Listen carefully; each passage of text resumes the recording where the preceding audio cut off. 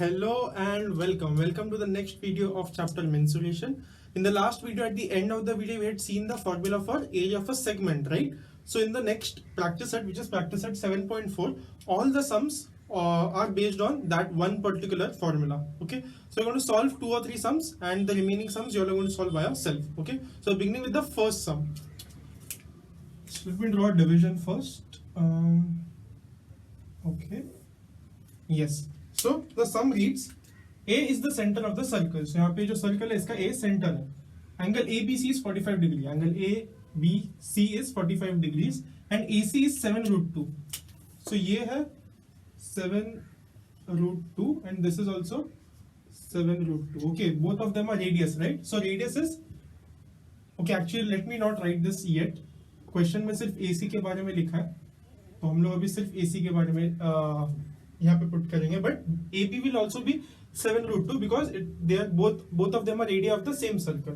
Okay, and find the area of segment BXC. So यहाँ पे B है, यहाँ पे X, यहाँ पे C.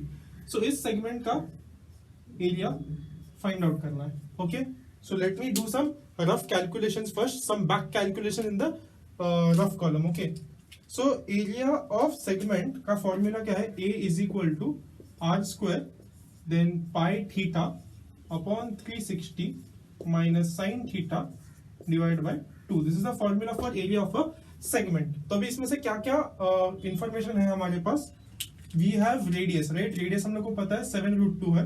पाई का वैल्यू हमें पता है, थीटा का वैल्यू हमें नहीं पता. 360 we know, 2 we know. Theta का वैल्यू यहाँ पे भी लगेगा, साइन थीटा में भी थीटा का वैल्यू लगेगा और यहाँ पे पाई से भी थीटा मल्टीप्लाइड है. सो थीटा का वैल्यू पहले फाइंड आउट करना पड़ेगा. सो थिंक अभी इसमें इस ट्राइंगल में थीटा का वैल्यू कैसे फाइंड आउट करेंगे? किसी भी ट्राइंगल में if I know any 2 angles then मैं थर्ड एंगल फाइंड आउट कर सकता हूँ, राइट? कैसे? By because sum of all angles of a triangle is 180 degree. So दो अगर मुझे पता है तो 180 में से वो 2 एंगल्स को माइनस करके मैं तीसरा एंगल फाइंड आउट कर लूंगा. तो मुझे यहाँ पे 2 एंगल्स पता है क्या? ये आंसर इज नो. मुझे बस एक ही एंगल पता है. But what do I know? I know कि ये आइसोसेलेस ट्राइंगल है, this and this is equal.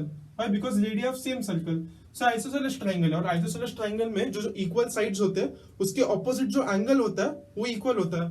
So this is 45 degree, so this will also be 45 degrees. Why? Because it's an isosceles triangle. Isosceles triangle यानी जिसके दो sides equal है.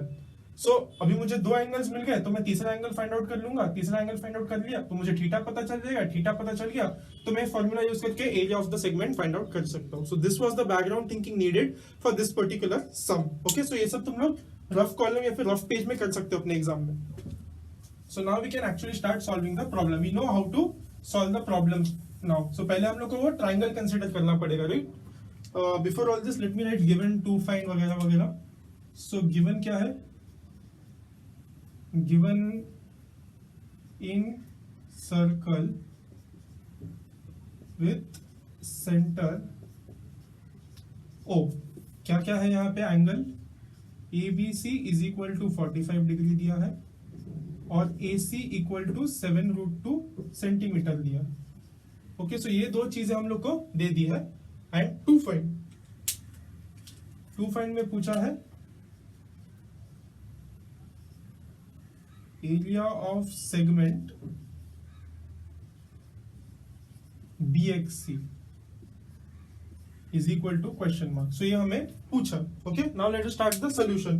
We know solution में सबसे पहले हम लोग को ट्राइंगल कंसीडर करके एंगल A फाइंड आउट करना है. Okay, so in triangle ABC क्या होगा? इस ट्राइंगल में first I write AB equal to AC. Okay, AB equal to AC. और इसका रीजन क्या है? इसका रीजन है radii of the same circle. So radii of same circle. Okay, radii of the same circle AB equal to AC. उसकी वजह से क्या होगा? उसके वजह से angle ABC will be equal to angle ACB. Okay, so angle therefore angle ACB is equal to angle ABC, right? और इसका रीजन क्या है? इसका रीजन है इट्स एन बेसिकली कौन से थ्योरम से पता चलता है? Isosceles triangle theorem. अगर किसी भी ट्रायंगल के दो साइड्स इक्वल होंगे तो उनके ऑपोजिट जो एंगल्स है वो एंगल्स भी इक्वल हो जाएंगे। दैट्स वो कौन सा थ्योरम बोलता है? Isosceles triangle theorem. Okay, so I am going to write isosceles triangle theorem. Okay, so ABC कितना है? ABC is 45, right? So I will write therefore angle ACB is equal to 45 degrees and let me put this as 1 if I need it further, आगे कहीं पे लग सकता है। Okay, next what will I write? Next I will write कि ये तीनों angles का सम 180 डिग्रीज होगा। Okay, so angle ABC plus angle ACB plus angle BAC plus angle BAC is equal to 180 degrees. इसका रीजन क्या होगा? Sum of measure of all angles of a triangle is 180 degrees. Okay, क्या लिखा है मैंने? Sum of measure of all angles of a triangle is 180 degrees. Make sure तुम लोग ये जो कुछ भी रीजन है ज्योमेट्री में फुल सेंटेंस में लिख रहे हो। Okay, okay, now we can substitute कर दो एंगल ABC। एंगल ABC कितना है? Given 45 degrees. So 45 degrees plus angle ACB हम लोग ने यहाँ पे फाइंड आउट किया, राइट, 1 में। So again that is 45 degrees plus BAC angle हमें ढूंढना है। सो एंगल BAC ऐसे के वैसे रख देंगे। Okay, is equal to 180 degrees. So angle BAC को मैं यही रखूंगा, ये दोनों 45 को वहां पे लेके जाऊंगा। Okay, before doing that let me add them up. So 90 plus angle BAC is equal to 180 and let me take this plus 90 on the other side now. So angle BAC is equal to 180 degrees minus 90 degree. So 180 minus 90 क्या होगा? 180 minus 90 will be 90 degrees, right? So इसलिए मुझे अभी angle BAC मिल गया, it is 90 degree. So let me mark it here, ये angle 90 हो गया। Okay, so that angle is 90। तो मुझे थीटा मिल गया। So let me write that. Okay, let me write that ये theta, measure angle BAC is equal to theta is equal to 90 degrees. Okay, also यहाँ पे instead of directly writing AC is equal to 7√2, let me write that कि वो radius है। Okay, so let me write that कि AC is equal to radius is equal to R is equal to 7√2 centimetre. तो मुझे R का value भी पता चल जाएगा, मतलब मुझे और एक बार स्टेप में लिखना पड़ेगा, let radius of the circle be R is equal to 7√2। Okay, so मैं यहाँ पे लिख रहा हूँ कि उसको मैंने वो सर्कल का रेडियस है और उसको मैं R से डिनोट कर रहा हूँ गिवन में। ओके, सो हमारा जो कुछ भी बैकग्राउंड चाहिए था हम लोग को मिल गया है, हम लोग को थीटा मिल गया, हम लोग को R भी पता है, we can directly use the formula now. Okay, so again let me write the formula in red. Area of segment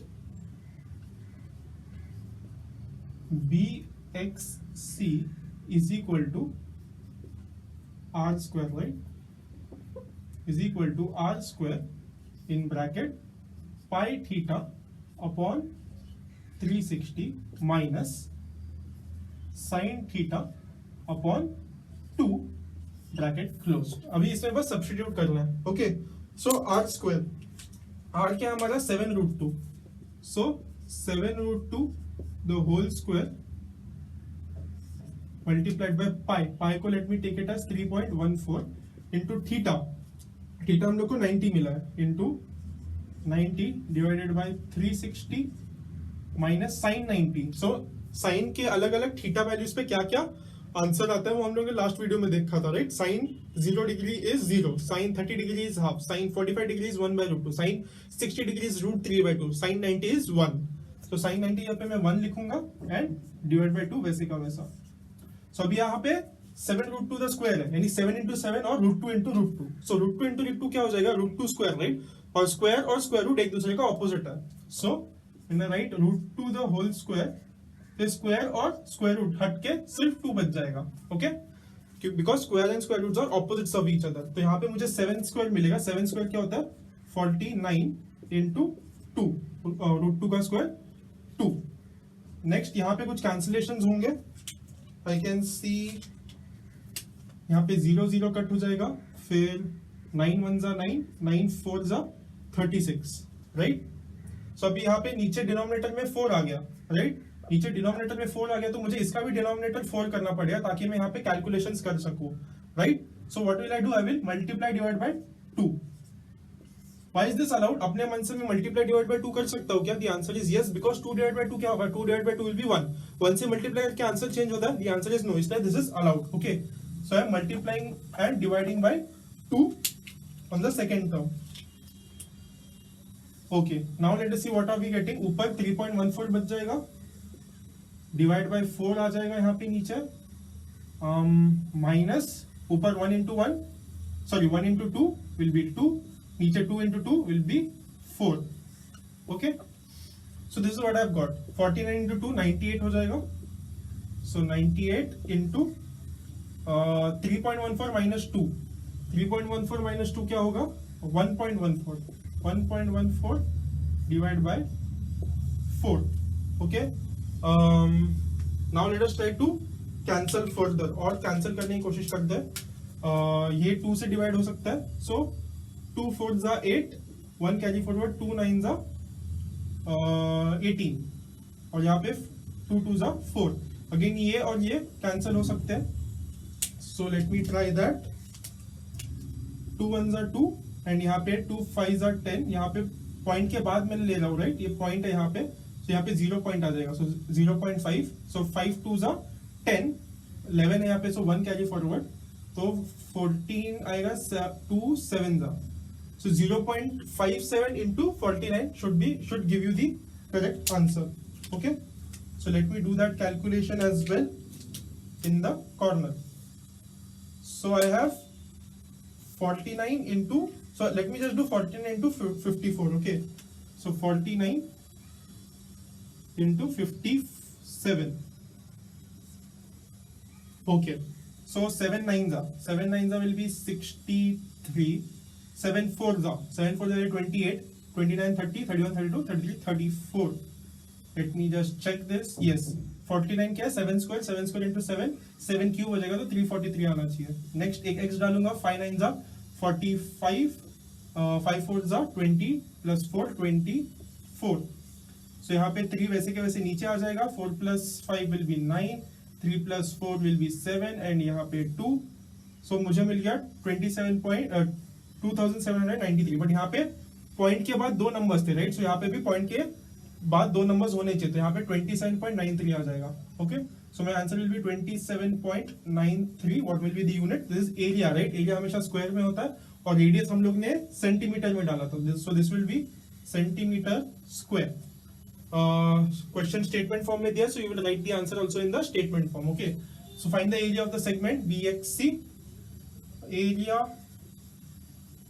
of segment, so let me write this in a different color.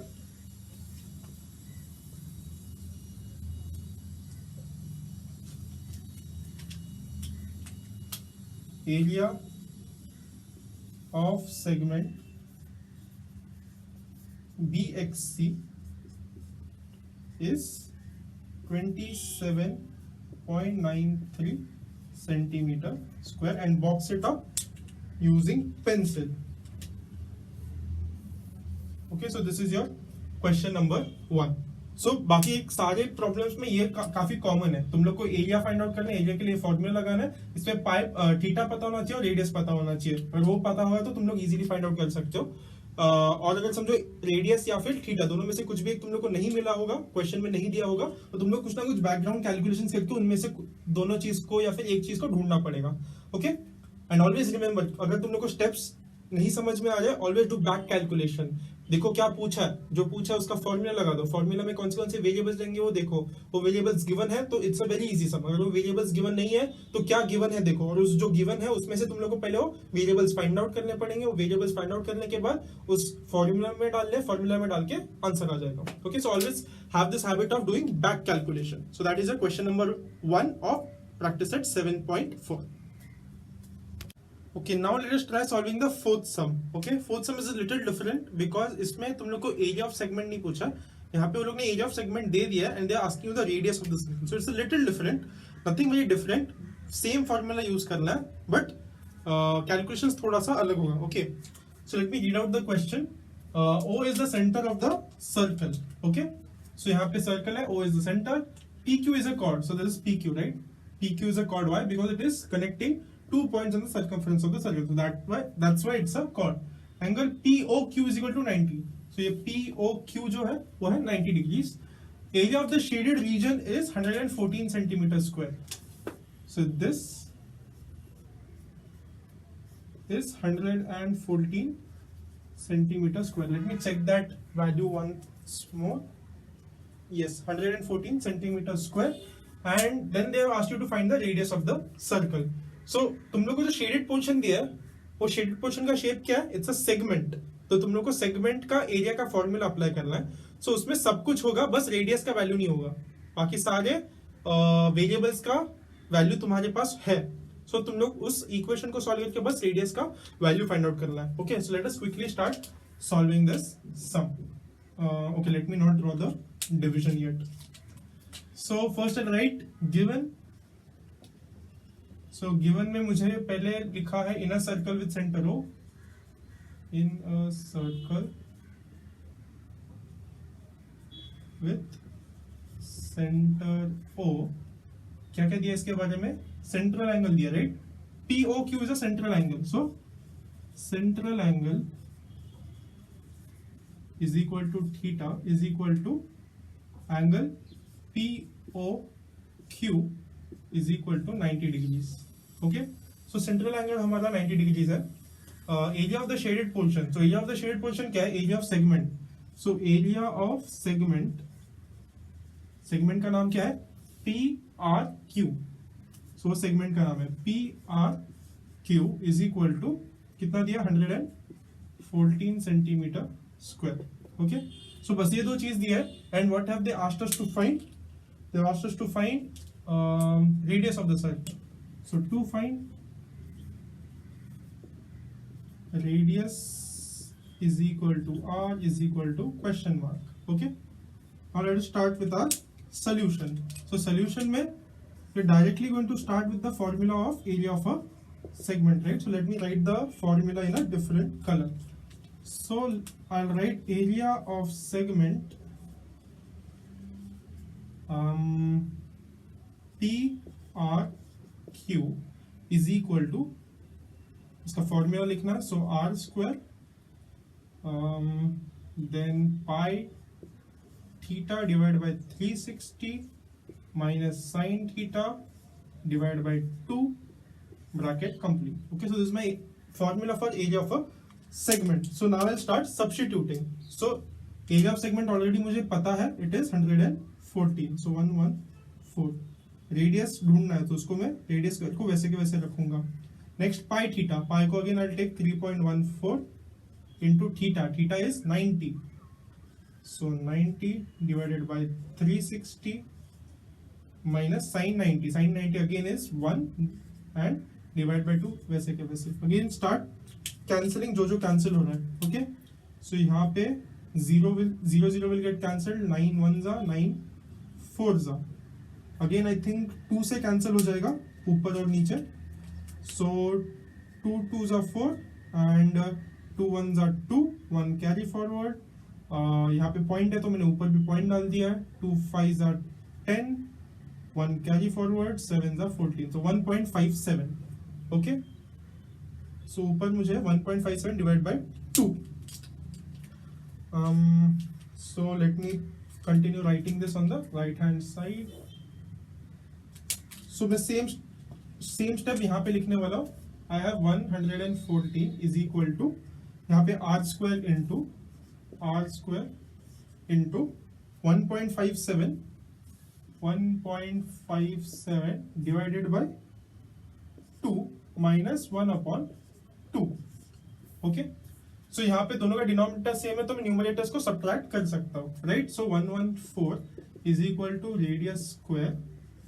सो यहाँ पे क्या आएगा मुझे 1.57 minus 1. So I will get 0.57 divided by 2, right?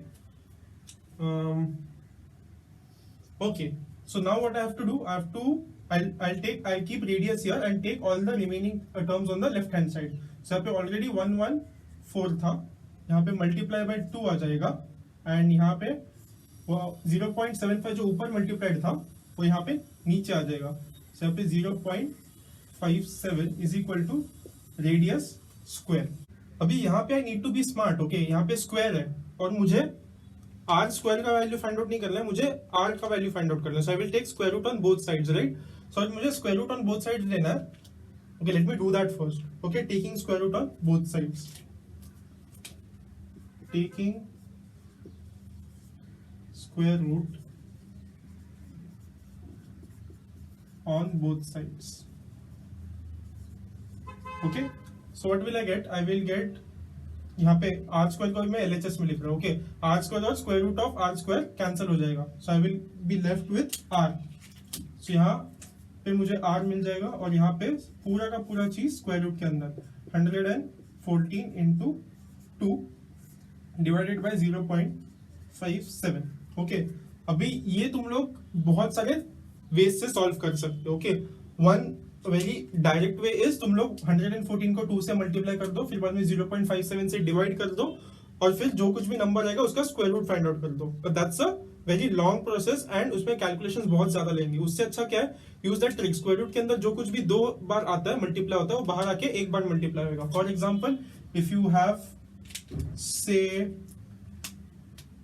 r is equal to square root of 2 into 2 into 3, तो तुम क्या करोगे, जो अंदर 2 बार मल्टीप्लाई हुआ है बाहर आके एक ही बार हो जाएगा और अंदर सिर्फ रूट 3 बच जाएगा. So use this trick so that तुम्हारे नंबर्स छोटे हो जाए. सो मुझे चीजें 2 बार लेके आनी है. सबसे पहले व्हाट डू आई नोटिस, यहाँ पे 57 है. 57 का डबल क्या होता है? 57 का डबल 50 का डबल 100, 7 का double 14. So 100 plus 14 will be 114. सो ऊपर भी 114 है और इसका डबल मुझे 114 मिल जाएगा. सो let me first divide by 2, यानी डिनोमिनेटर में 2 से मल्टीप्लाई कर दूंगा. मैं डिनोमिनेटर में 2 से मल्टीप्लाई कर रहा हूं तो मुझे न्यूमरेटर में भी मल्टीप्लाई करना पड़ेगा, इजंट इट? ताकि वो डिवाइड होके 1 हो जाए और 1 से मल्टीप्लाई करना अलाउड होता है. So I will do that first. So here I will get square root of 114 वैसे का वैसा 2 इंटू 2 आ जाएगा ऊपर और नीचे बन जाएगा 1.14. ओके, 0.75 का डबल 1.14 हो जाएगा. अगेन मुझे ये पॉइंट नहीं देखना है, पॉइंट देख के बहुत कॉम्प्लिकेटेड लगता है मुझे. So what I am going to do, I am going to try to take out this point. तो इसको मुझे किससे मल्टीप्लाई करना पड़ेगा? 100 से मल्टीप्लाई करना पड़ेगा. तो अगर मैं इसको 100 से मल्टीप्लाई कर दूं तो ये पॉइंट निकल जाएगा. सो ये 1.14 इंटू 100 के जगह पे मैं डायरेक्टली 114 लिख सकता हूँ. Okay, so 114. बट यहाँ पे नीचे 100 से मल्टीप्लाई किया था, सिर्फ नीचे 100 से मल्टीप्लाई कर सकता हूँ क्या? नहीं. सो मुझे ऊपर भी 100 से मल्टीप्लाई करना पड़ेगा. सो यहाँ पे into 100. Okay, now I can cancel 114. So 114 cancel हो गया. ओके, बचा क्या अभी? 2 इंटू 2 और 100 को मैं लिख सकता हूँ 10 इंटू 10, राइट? सो मुझे इसका स्क्वायर रूट क्या मिलेगा? सबको बाहर निकालो. सो अभी 2 अंदर 2 बार मल्टीप्लाई हो रहा है, बाहर आके सिर्फ एक ही बार मल्टीप्लाई होगा. 10 यहाँ पे अंदर 2 बार मल्टीप्लाई हो रहा है, बाहर आके सिर्फ एक ही बार मल्टीप्लाई होगा. एंड नाउ अभी ये सिंपल हो गया. I am again telling you, ये सब मैंने क्यों किया? ताकि मेरे कैलकुलेशंस इजी और सिंपल हो जाए. You can do it anyway. बस कुछ दूसरे मेथड्स में ज्यादा टाइम लग सकता है, ज्यादा कैलकुलेशन करना पड़ सकता है, but the answer will remain the same. But if you want to save time, अगर तुम लोग को बहुत सारे सम सॉल्व करने हैं, पूरा क्वेश्चन पेपर सॉल्व करना है, then you all should know this tricks. कैसे तुम लोग इसको सिंप्लीफाई कर सकते हो. जैसे मैं स्क्वायर रूट देखूंगा, मुझे क्या दिमाग में लाना है कि मुझे नंबर्स बार बार मल्टीप्लाई करना है अंदर, ताकि वो बाहर आके एक ही बार हो जाए. Okay, so that is 2 into 10, which is 2 10s are 20 centimeters. Okay, why centimeters? क्योंकि हम लोग सब कुछ हम लोग ने एरिया ऑफ सेगमेंट किसमें डाला था? सेंटीमीटर स्क्वायर में. तो जो रेडियस मिला है वो सेंटीमीटर में होगा. So find the radius of the circle. So I will right radius of the circle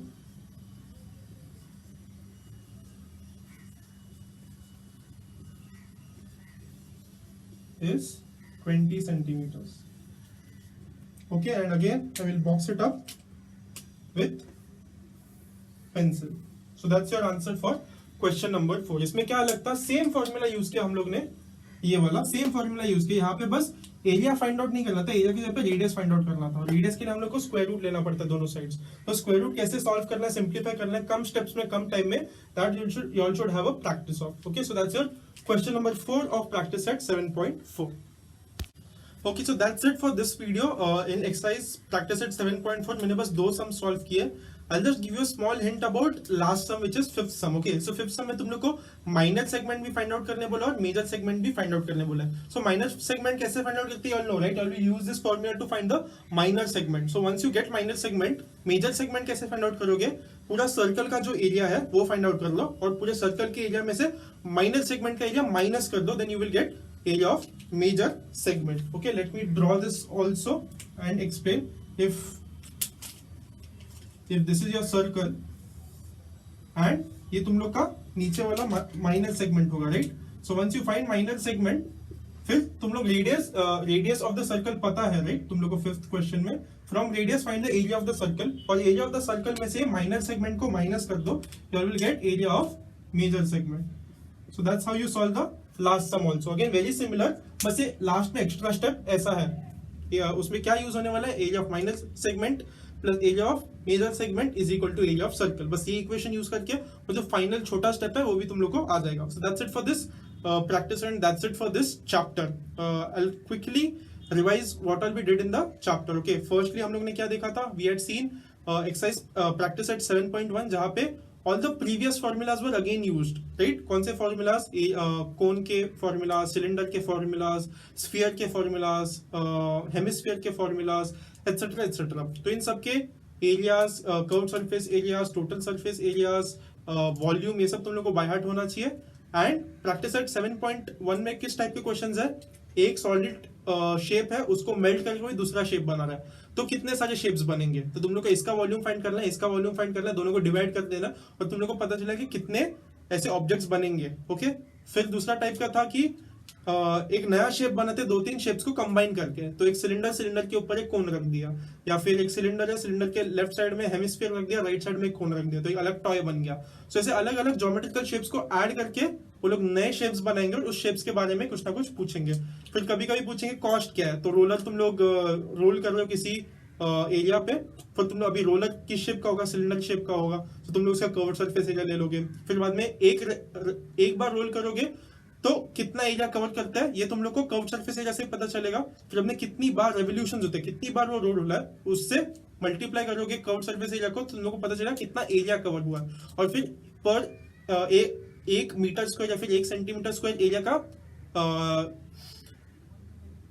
rate दे देंगे, से for example 5 rupees per centimetre square, और तुम्हारे पास 10,053 सेंटीमीटर स्क्वायर है, तो बस उस रेट से मल्टीप्लाई करके तुम लोग को कॉस्ट आ जाएगा। सो ऐसे डिफरेंट टाइप के सम्स है प्रैक्टिस एट 7.1 में। Practice eight 7.2 same things but एक नया शेप के साथ, which is frustum. Practice eight 7.3 में we discussed area of a sector and length of an arc. Both of them have very simple formulas.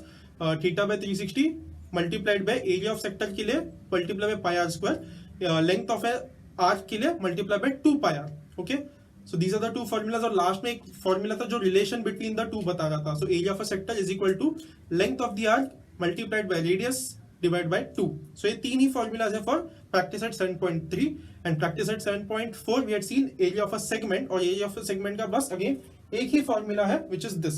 So all the entire chapter is very formula based. Okay, so तुम लोग को formulas तो पक्का याद होने चाहिए। formula अगर भूल गए तो फर्स्ट स्टेप में ही तुम लोग मार्क खा जाओगे। ये गिवन और टू फाइंड लिखने का कोई मार्क्स नहीं मिलता। फर्स्ट स्टेप होता है तुम लोग का फॉर्मूला से तुम लोग का मार्किंग शुरू होता है। So make sure your formulas are very you all have memorized them very well, and जो बच जाता है that is just calculation. So तुम लोग जितना फोकस से, जितना कंसंट्रेशन से कैलकुलेशन करोगे और जितना ज्यादा प्रैक्टिस करोगे the better you will be, उतना ज्यादा फास्ट तुम सम सॉल्व कर पाओगे।